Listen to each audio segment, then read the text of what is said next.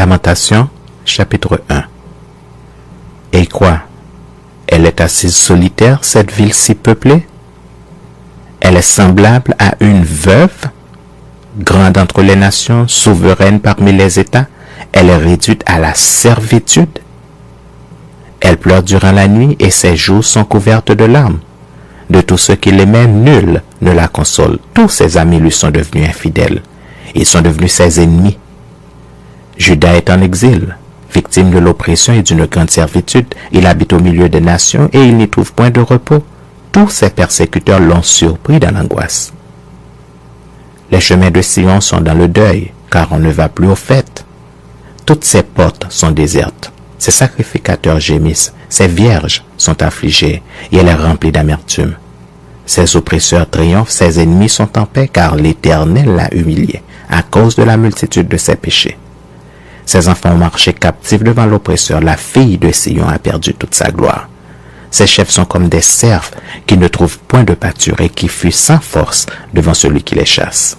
Au jour de sa détresse et de sa misère, Jérusalem s'est souvenu de tous les biens d'elle en temps sans partage. Quand son peuple est tombé sans secours sous la main de l'oppresseur, ses ennemis l'ont vu et ils ont ri de sa chute. Jérusalem a multiplié ses péchés, c'est pourquoi elle est un objet d'aversion. Tous ceux qui l'honoraient la méprisent en voyant sa nudité. Elle-même soupire et détourne la face.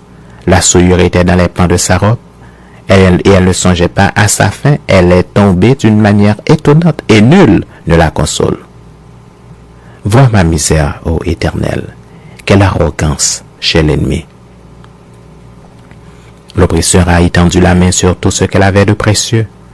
Elle a vu pénétrer dans son sanctuaire les nations auxquelles tu avais défendu d'entrer dans ton assemblée.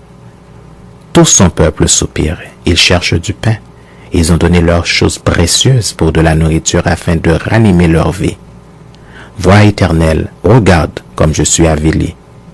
Je m'adresse à vous qui passez ici.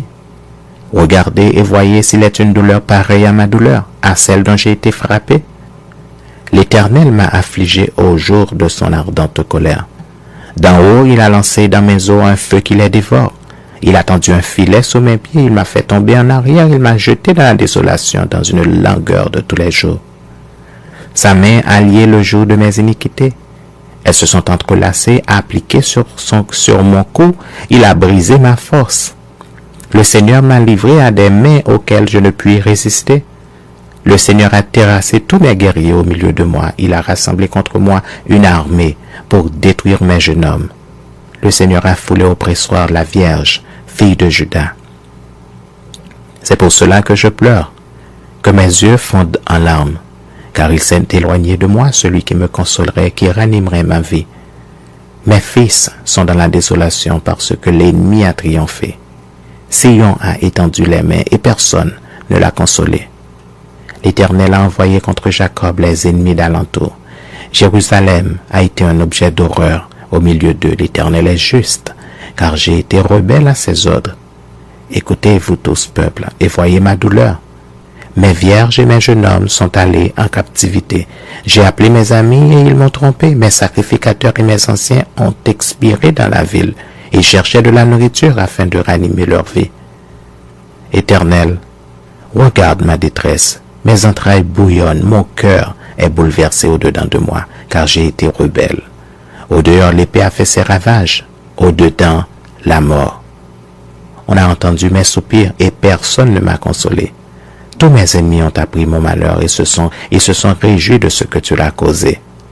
Tu amèneras, tu publieras le jour où ils seront comme moi. Que toute leur méchanceté vienne devant toi et traite-les comme tu m'as traité à cause de toutes mes transgressions, car mes soupirs sont nombreux et mon cœur est souffrant.